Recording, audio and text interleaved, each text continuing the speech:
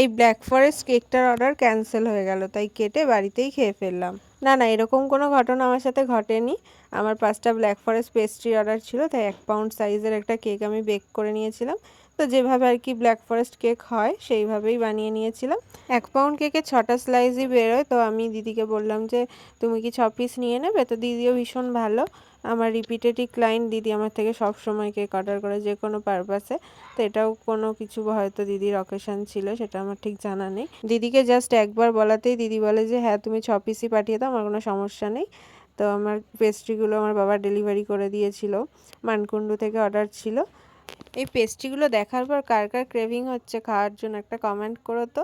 আর তোমরাও যদি এরকম পেস্ট্রি নিতে চাও তাহলে আমার সাথে কন্ট্যাক্ট করতে পারো, কিন্তু একটু বেশি কোয়ান্টিটি তোমাদের নিতে হবে। স্ক্রিনে আমি কন্ট্যাক্ট নাম্বার দিয়ে দিয়েছি, যে কোনো অর্ডার পারপাসে তোমরা কন্ট্যাক্ট করে নিতে পারো। আর এই ভিডিওটা ভালো লাগলে লাইক কমেন্ট শেয়ার করে দিও।